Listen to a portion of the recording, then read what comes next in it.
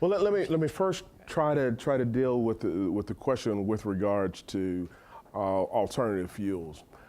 My own sort of research and analysis tells me that obviously nuclears have to be part of our energy mix, particularly obviously it's once the facilities are built and once they've been permitted, then obviously we can make electricity a whole lot cheaper with nukes than we can with anything else.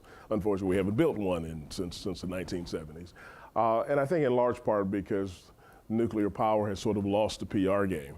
And it is probably the responsibility of policymakers like myself, as well as citizens like yourself, to continue to make the argument about the necessity for nukes. Now, as it relates to the traditional renewables and sustainables, whether they be wind and solar, I have to admit, I'm not sold yet. I mean, I admit that. Much to the chagrin of the Dallas Morning News. I am not sold at the moment.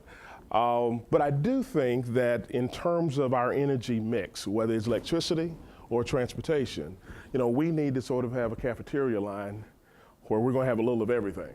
And in that way, I think wind and solar at some point in time might make sense. But today they're awfully expensive.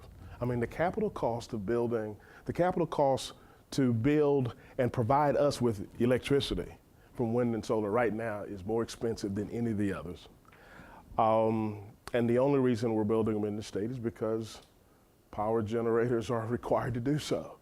And other folks are subsidizing those costs. So right now I haven't gotten there. But even as it relates to biomass, which I did mention was a possibility in terms of transportation fuels, biomass right now is not the most efficient way to make transportation fuels. And so, just as we're going to have to develop new technology for wind and solar, we'll have to develop new technology for biomass.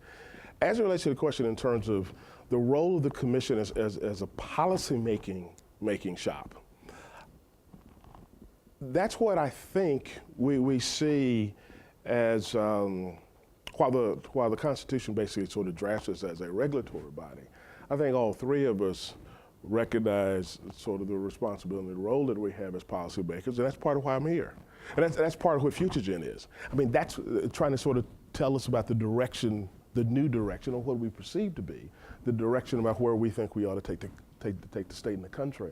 And I think all three of us spend a fair amount of time not only talking about our regulatory responsibilities at this legislature, but talking to members of the Congress about what we see as sort of the policy needs of the country, the policy cuts that we think that we as a country ought to be making. But the role has changed traditionally. I tell folks, my good friend, former Commissioner Hance, when he was a commissioner, all he had to worry about was production. And I've got to worry about production, environmental concerns, safety concerns, as well as tomorrow. And they didn't have to worry about tomorrow as much because when they were commissioners, right there a couple blocks away at 1701 North Congress, three guys could set the price of crude around the world.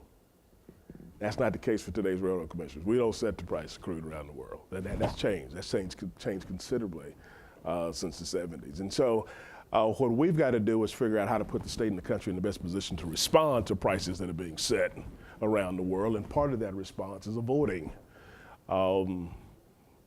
the volatility that is created by, to some extent, the issues about, as I said earlier, about concerns about peaking oil supply, the susceptibility to political issues in other parts of the world. How do we move away from that is sort of what our policy challenge is.